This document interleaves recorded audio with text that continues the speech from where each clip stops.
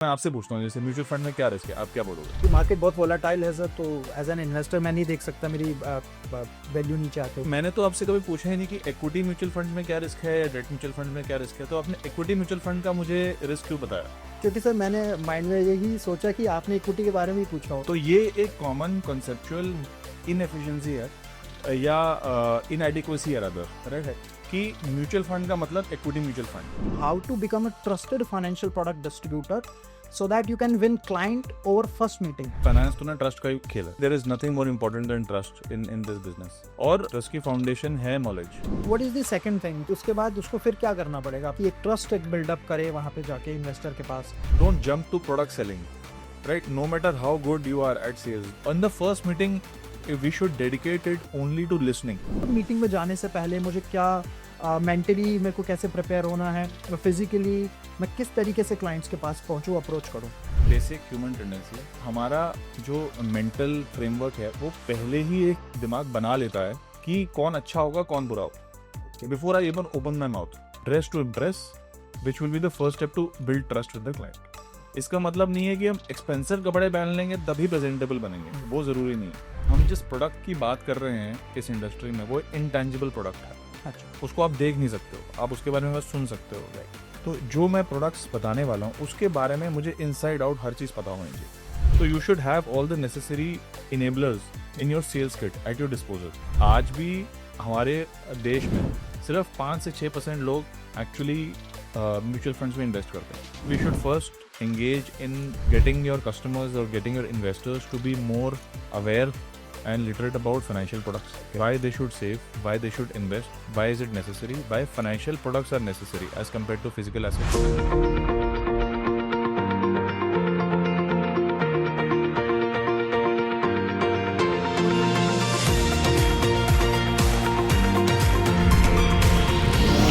हाय आदित्य। हाय अनुज, क्या हाल है? या बहुत बढ़िया। तो आज क्या बात करेंगे हम?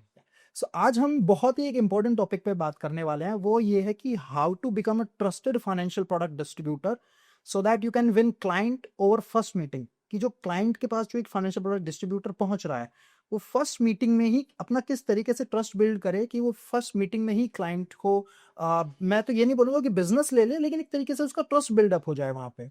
ये तो इनफैक्ट सबसे one of the most important topics है, बिकॉज स्पेशली फाइनेंस तो ना ट्रस्ट का ही खेल है। राइट। और मैं पिछले 20-22 साल से यही काम कर रहा हूँ, और मैंने बहुत सारे फाइनेंशियल प्रोडक्ट डिस्ट्रीब्यूटर से एंगेज किया है, उससे बात करी, उनका एक्सपीरियंस समझा, और ये समझ में आया कि there is nothing more important than trust in this business.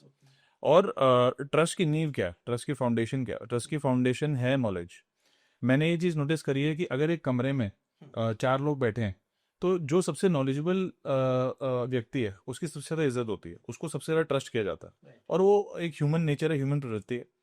तो इस बिजनेस में भी आपको एज अ डिस्ट्रीब्यूटर आपको क्लाइंट्स तभी सीरियसली लेंगे और तभी आपकी बात सुनेंगे अगर आप नॉलेजेबल हैं। और स्पेशली बिकॉज सी हम जिस प्रोडक्ट के बारे में बात कर रहे हैं फाइनेंशियल प्रोडक्ट है, it is a intangible product. Right.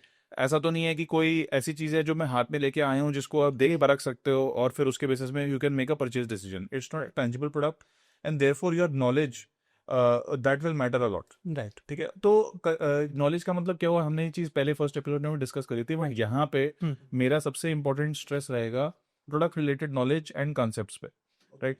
So for example concepts में क्या है, जैसे अगर मैं म्यूचुअल फंड्स की बात कर रहा हूँ तो मुझे 100% उस कॉन्सेप्चुअल क्लैरिटी होनी चाहिए कि मैं जब म्यूचुअल फंड्स के बारे में बात करता हूँ तो मैं क्या बात कर रहा हूँ। ठीक है। फॉर एग्जाम्पल मैं ना एक बड़ा ही इंटरेस्टिंग आपको इंस्टेंस देता हूँ। तो हम अपने पार्टनर्स के लिए भी बहुत सारे सेशंस करते हैं, और उसमें हम म्यूचुअल फंड्स की भी बात करते हैं, उसमें हम ऑल्टरनेट्स की भी बात करते हैं, एआईएफ्स की भी बात करते हैं, पीएमएस की भी बात करते हैं। तो उसमें बहुत एक इंटरेस्टिंग चीज़ होती है, और ये इस चीज़ का रिफ्लेक्शन है किस तरह से इंडस्ट्री इवॉल्व हुई है और किस चीज़ पे ज़्यादा स्ट्रेस दिया गया, ठीक है, as compare to conceptual clarity. Okay. तो मैं अक्सर अपने पार्टनर से पूछता हूँ कि सर म्यूचुअल फंड में क्या रिस्क है। तो मैं आपसे पूछता हूँ जैसे म्यूचुअल फंड में क्या रिस्क है, आप क्या बोलोगे? सर मेरी पोर्टफोलियो वैल्यू नीचे आ सकती है। This is I think biggest risk और कि जो मैंने जो इन्वेस्टमेंट किया है उसकी वैल्यू माइनस में। मार्केट वॉलेटिलिटी की आप बात, मार्केट वोलेटिलिटी, मार्केट बहुत वोलाटाइल है सर, तो एज एन इन्वेस्टर मैं नहीं देख सकता मेरी वैल्यू नीचे आते हुए। तो this is one of the most common answers हाँ जी। एंड होमोजीनियस आंसर्स जो मुझे मिलते हैं। अब मैं आपसे पूछूंगा एक दूसरा सवाल कि मैंने तो आपसे कभी पूछा ही नहीं कि इक्विटी म्यूचुअल फंड्स में क्या रिस्क है या डेट म्यूचुअल फंड में क्या रिस्क है, तो आपने इक्विटी म्यूचुअल फंड का मुझे रिस्क क्यों बताया? क्योंकि सर मैंने माइंड में यही सोचा कि आपने इक्विटी के बारे में ही पूछा हो। तो ये एक कॉमन कॉन्सेप्चुअल मैं बताऊं तो इनएफिशिएंसी है या इनएडिक्वेसी है रादर, राइट, कि म्यूचुअल फंड का मतलब इक्विटी म्यूचुअल फंड, जबकि जो एम्फी का या किसी के भी जो वो चले हैं, कैंपेन्स चले हैं या एजुकेशनल इनिशिएटिव्स चले हैं, उसमें कभी भी सिर्फ इक्विटी म्यूचुअल फंड्स की बात नहीं हुई। अगर आप ध्यान देंगे तो बोलते हैं म्यूचुअल फंड सही है, ये तो नहीं बोलते कि इक्विटी म्यूचुअल फंड सही है, हालांकि इक्विटी म्यूचुअल फंड भी सही है, मैं ये नहीं कह रहा हूँ, बट क्या हम ये अज्यूम हमेशा कर सकते हैं कि म्यूचुअल फंड मतलब इक्विटी म्यूचुअल फंड्स? नहीं।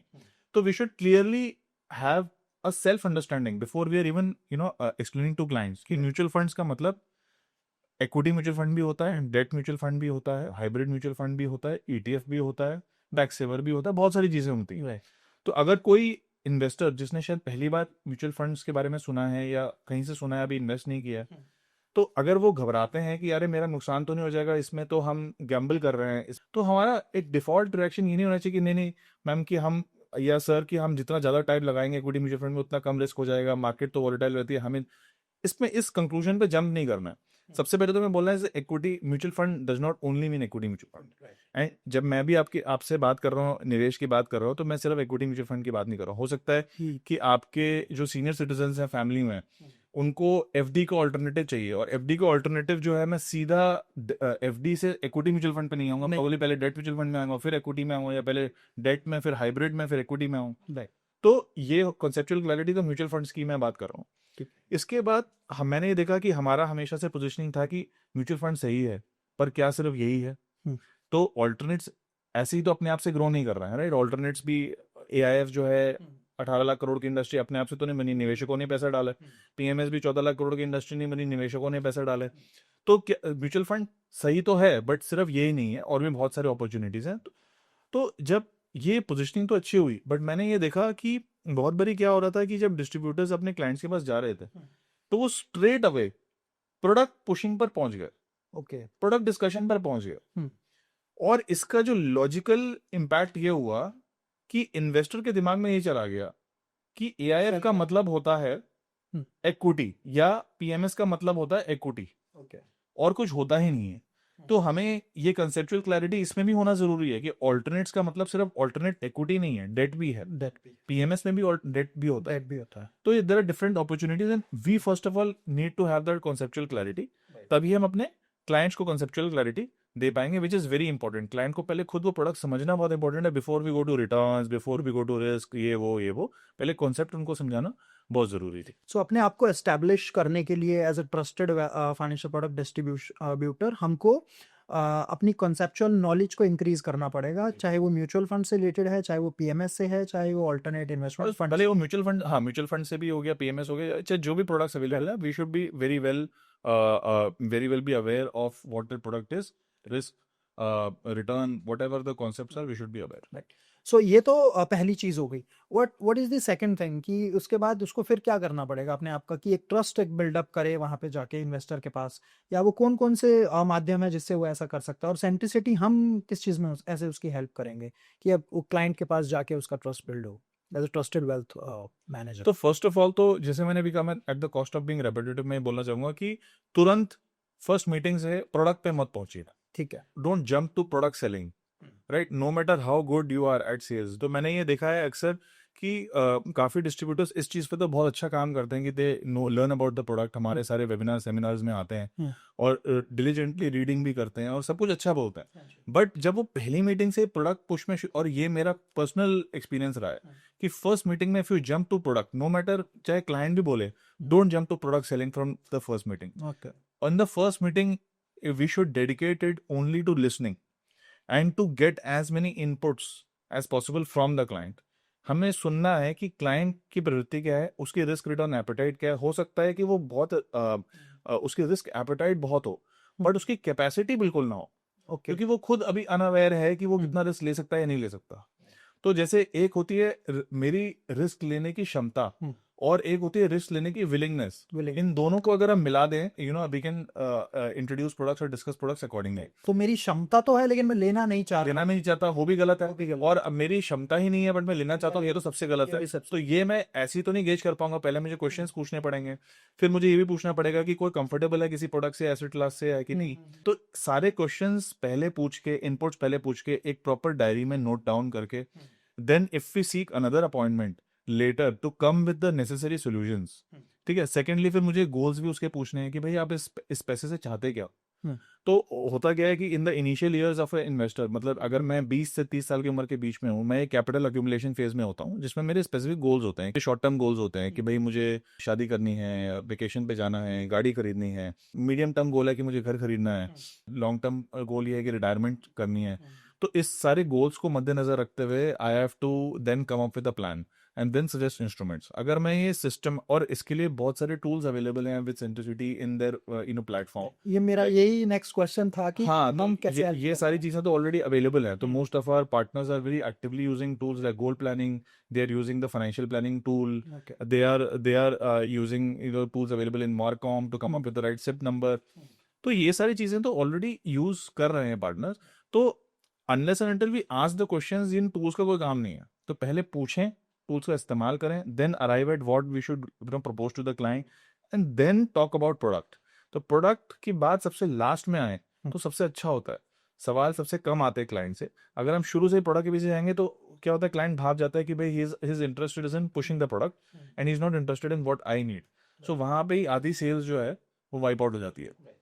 सो एक ये ऑर्गेनाइज्ड तरीका हो गया, स्ट्रक्चर तरीका हो गया कि हम किस तरीके से क्लाइंट से बात कर रहे हैं और प्रोडक्ट पे हम कब पहुंच रहे हैं। Correct, correct. राइट। सो अब थोड़ा सा ट्रस्ट बिल्डअप यहाँ पे हो गया है क्लाइंट मीटिंग में क्लाइंट का, लेकिन जो क्लाइंट मीटिंग में अब हमको किस तरीके से अप्रोच करना है क्लाइंट को, कि ये तो हो गई क्लाइंट में मीटिंग पे जाने की बाद की बातें, बट बिफोर मीटिंग में जाने से पहले मुझे क्या मेंटली मेरे को कैसे प्रिपेयर होना है, फिजिकली मैं किस तरीके से क्लाइंट्स के पास पहुंचूं, अप्रोच करूं। सो एक मैं आपसे सवाल पूछूंगा before I get to the point, और ये हो सकता है कि थोड़ा सा मैं काउंटर इंट्यूटिव बात बोलूं, बट मैं बोलना जरूर चाहूंगा because it plays to very simple human psyche. तो आप एक दुकान में जाते हैं, लेट्स से आप दुकान में कपड़े खरीदने जाते हैं, राइट, जनरल कैजुअल कपड़े खरीदने जाते हैं, जो भी आप खरीदने जाते हैं, और आपको दो तरह के सेल्स पर्सन दिखते हैं वहां पे। One who is very very smartly dressed, very hygienic looking, smartly dressed, here is properly combed, ठीक है, शेव भी कर रखी है, और पता चल रहा है कि भाई अच्छा साफ सुथरा बंदा खड़ा है, अच्छे कपड़े पहने। And then there is another sales person who is rather shabbily dressed and he is not putting a lot of effort in his appearance. बाल इधर उधर बिखरे हुए हैं, जूते जूते जो हैं डर्टी हैं।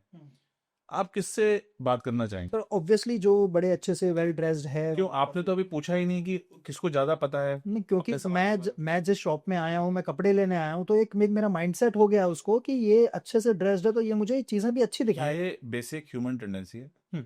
तो हमारा जो मेंटल फ्रेमवर्क है वो पहले ही एक दिमाग बना लेता है, ठीक है, कि कौन अच्छा होगा कौन बुरा होगा, before I even open my mouth.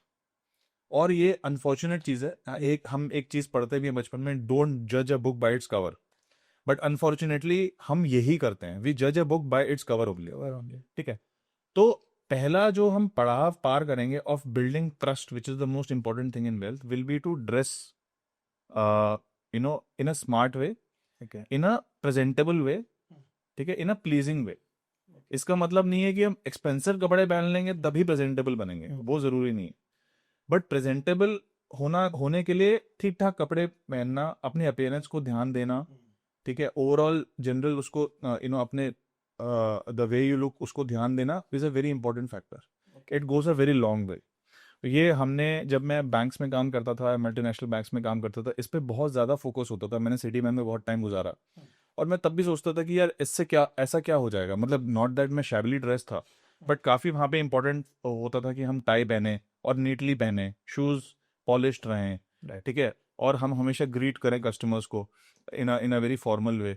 तो over a period of time मैंने उसकी इंपॉर्टेंस जानी कि चाहे कस्टमर जो भी जिस भी मूड में हो, फ्रेम ऑफ माइंड में हो, when he he comes in contact with a smartly dressed, pleasantly dressed, salesperson, his overall mood changes. Mood changes. So this is very important.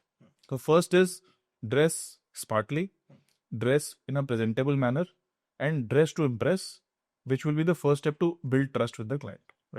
सो आपने एक बहुत अच्छे से अब ड्रेस पहन ली है, प्रोफेशनल आप दिख रहे हैं यहाँ पे, अब आप क्लाइंट्स के पास चले गए ना, what would be the second step? तो सेकेंडली तो मैं आपसे ये कहूँगा, जैसे मैंने अभी भी बोला कि हम जिस प्रोडक्ट की बात कर रहे हैं इस इंडस्ट्री में, वो इंटेंजिबल प्रोडक्ट है. अच्छा, उसको आप देख नहीं सकते हो, आप उसके बारे में बस सुन सकते हो. Right, but it is a very important product that we talking about, because हमारी लाइफ की सेविंग्स उसमें जाने वाली है. हाँ. राइट, हमारा हार्ड अर्न मनी उसमें जाने वाला है. तो मैं अपने करियर में ना बहुत ही जो अमीर वर्ग के लोग हैं उनसे डील करता था. मैं उस इंडस्ट्री का नाम प्राइवेट वेल्थ मैनेजमेंट है. मतलब मेरे जो टारगेट क्लाइंटेल थे वो थे जो मेरे साथ 50 करोड़ से ऊपर या 100 करोड़ से ऊपर का पोर्टफोलियो मेंटेन कर सकते हैं. और आप मतलब इमेजिन नहीं कर सकते हो कि अगर किसी भी व्यक्ति ने इतनी जमा करी है पूंजी अपनी लाइफ टाइम में, मतलब he must be very successful in what he has done. तो और वो जिस भी इंडस्ट्री में रहते होंगे उसमें उन्होंने महारत हासिल करी होगी. ठीक है, तो हम उससे इंटिमिडेट भी हो सकते हैं कि भाई इतने अमीर व्यक्ति से हम कैसे बात करें, हम उनको क्या बताएं. तो मैं हमेशा इस बात को मानता हूं कि मुझे एक बहुत ही सक्सेसफुल व्यक्ति की वेल्थ मैनेज करने के लिए उसकी इंडस्ट्री के बारे में जानना जरूरी नहीं है. वो जिस इंडस्ट्री में काम करते होंगे, बिजनेस चलाते होंगे, उसके बारे में जानना जरूरी नहीं है. मुझे दुनिया के ज्ञान की भी जरूरत नहीं है. मुझे बस उस चीज में, उस सब्जेक्ट में महारत हासिल करनी है जिसके डिस्कशन के लिए मैं वहां बैठा हूं. मैं उनके वेल्थ को मैनेज करने के लिए, उनको इन्वेस्टमेंट सजेस्ट करने के लिए, एडवाइस करने के लिए, डिस्ट्रीब्यूट करने के लिए वहां पे बैठा हूँ. तो जो मैं प्रोडक्ट्स बताने वाला हूँ उसके बारे में मुझे इनसाइड आउट हर चीज़ पता होनी चाहिए. ठीक है, बिकॉज आप इमेजिन करो कि आप एक कार के शोरूम में जाते हो, आप BMW खरीदने जाते हो एक कार के शोरूम में. ठीक है, और वहां पे जाके आप बड़ा सिंपल सा सवाल पूछते हो कि भाई इस गाड़ी की टॉर्क क्या है और माइलेज क्या है, और वो आपको, जो वहां पे सेल्स पर्सन खड़ा है, वो आपको ये नहीं बता पाए, तो आप कहोगे यार आप एक प्रीमियम गाड़ी के शोरूम में खड़े हो एज अ सेल्स पर्सन, और मैं आपको एक सिंपल सवाल पूछ रहा हूँ, कॉम्प्लिकेटेड सवाल भी नहीं पूछ रहा, और अब ये भी नहीं बता पा रहे, तो मैं आपकी BMW खरीदूं क्यों? आपकी जो गाड़ी है लग्जरी कार, वो क्यों खरीदूं? राइट. तो ये एक बहुत ही इंपॉर्टेंट चीज होती है कि आपको सब कुछ पता होना चाहिए अपने प्रोडक्ट के बारे में. और वो मतलब ऐसा तो हो ही नहीं सकता, it is not physically possible कि आप सारे म्यूचुअल फंड्स के बारे में, सब प्रोडक्ट्स के बारे में 100% आपको रटा रटाया ज्ञान आपके दिमाग में है. तो you should have all the necessary enablers in your sales kit at your disposal while you're sitting there. जैसे हम फॉर एग्जांपल एक अपने पार्टनर्स के लिए, अपने खुद के RMs के लिए एक चीज़ की बात करते हैं, which is the blue book. It is basically the Bible which you refer to when you have to refer for any product which you are suggesting to the client. तो उसमें हर प्रोडक्ट के बारे में इंफॉर्मेशन है. उसमें सारे product enablers हैं, 1 pagers हैं, प्रेजेंटेशंस हैं, जो भी चीज़ वो है जो एक क्लाइंट पूछ सकता है, जो मुझे इंस्टेंटली रेफर करके बतानी हो, that should be at my disposal and ready. तो ये चीज़ मेरी एक प्रोफेशनल छवि पोर्ट्रे करता है, प्रोजेक्ट करता है. और ये सबका ऐसा एक सेल्स किट होना बहुत ज़रूरी है. पहली चीज़ है कि you should dress smartly, take your appearance seriously. Second हो गया है कि you should have a sales kit ready, we should be very comprehensive. And third is that be a good listener, be a very extensive listener. आप सारे inputs लीजिए, उसको diarise करिए, use financial planning tools, use all the tools which are available with us. या आप किसी भी platform के साथ जुड़े हुए हैं, वहाँ पे आई एम श्योर कुछ ना कुछ टूल्स होते हैं, उसको आप यूटिलाइज करिए. और फिर एक बहुत ही स्ट्रक्चर्ड तरीके से, ऑर्गेनाइज तरीके से, फॉर्मल तरीके से एक प्लान सजेस्ट करिए अपने क्लाइंट को जो उनकी नीड्स को सफाइज करता हो. अगर आप इस अप्रोच के साथ जाएंगे, you will project a very professional approach as compare to a pure distribution approach कि भाई मैं एक प्रोडक्ट लेके आया हूँ और आपको ये प्रोडक्ट ही मुझे देना है, तो मैं प्रोडक्ट से डिस्कशन शुरू करता हूँ, प्रोडक्ट पे डिस्कशन खत्म करता हूँ. ये अप्रोच ज़्यादा नहीं चल पाती है. तो ये एक तो पॉइंट्स तो आपने बता देते हैं, और किस तरीके से ट्रस्ट बिल्डअप हो सकता है वेल्थ मैनेजर के लिए? मुझे क्या लगता है कि बहुत सारे प्रोडक्ट्स हैं इन FMCG, इन कंज्यूमर ड्यूरेबल्स, हाँ जी, जिसमें जो कंपनीज थी उन्होंने एक बहुत अच्छे इनिशिएटिव लिए to inform and educate the customer about their product. Okay, और सीधा उस प्रोडक्ट की सेल्स पे नहीं उतरे या मार्केटिंग में नहीं उतरे. उसका रीजन ये था कि प्रोबेबली ये जो प्रोडक्ट कैटेगरी है वो अपने आप में एक बड़ी नई चीज थी कस्टमर के लिए, और उनको समझ भी नहीं थी कि ये प्रोडक्ट को मैं इस्तेमाल कैसे करूं. तो उसके लिए उन्होंने लिटरेसी इंट्रोड्यूस करी, लिटरेसी प्रोग्राम तो इंट्रोड्यूस करे.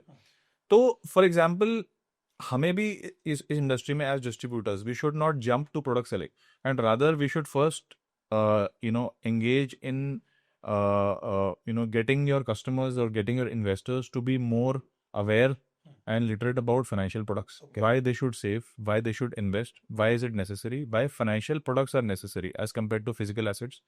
Because आज भी हमारे देश में सिर्फ 5 से 6% लोग एक्चुअली म्यूचुअल फंड्स में इन्वेस्ट करते हैं.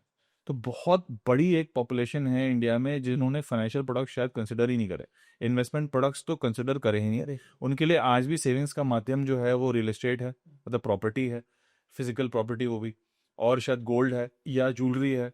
तो अभी भी जो है financial literacy is a very important aspect. जैसे फॉर एग्जांपल हमने अपने पार्टनर्स के लिए प्रेजेंटेशंस बनाई हैं जो मार्कॉम मॉड्यूल पे अवेलेबल हैं, विच इज़ योर सेविंग्स का बेहतर तरीका, या other investment awareness program, asset allocation, core and satellite वगैरह वगैरह, बहुत सारी, as whatever applies to the customer. So पहले the investor has to engage in financial literacy for his customers. तो ऐसे भी कर सकते हैं कि 4-5 अपने प्रोस्पेक्टिव कस्टमर्स को एक लोकेशन पे बिठा के एक जॉइंट प्रेजेंटेशन दे सकते हैं. इसमें बड़े ही बेसिक ढंग से, बहुत ही ग्राउंड लेवल से वो समझाएं कि क्यों आपको फाइनेंशियल प्रोडक्ट्स में अपनी सेविंग्स को एकत्रित करना बहुत ज़रूरी है और क्यों फ़ायदेमंद है, कि म्यूचुअल फंड इंडस्ट्री कैसे ग्रो करी है. क्योंकि काफ़ी सारे लोगों को शायद अभी भी लगता होगा कि म्यूचुअल फंड तो बहुत ही एक स्पेकुलेटिव एसेट क्लास है, कि गोल्ड एक बहुत ही सॉलिड एसेट क्लास है, रियल एस्टेट बहुत ही अच्छी चीज़ है, इसको तो छू सकते हैं, ये तो बड़ी इंटेंजिबल चीज़ है, मेरा पैसा कहाँ चला जाएगा, कोई कोई लेकर तो नहीं भाग जाएगा. तो ये सब समझाना है कि financial assets, specially investment products like mutual funds, are very secure. PMS AIFs are very secure in the sense that they are very regulated. Secure नहीं मैं बोलूँगा, रेगुलेटेड हैं, और रेगुलेटर उनको बहुत क्लोजली देख रहा है और कुछ भी अनटुवर्ड्स इंसिडेंट वगैरह नहीं हो सकता है. तो पहले इन्वेस्टर अवेयरनेस प्रोग्राम्स करना, जागृति फैलाना बहुत ज़रूरी है, and then take the necessary steps to finally give those products in the client's portfolios.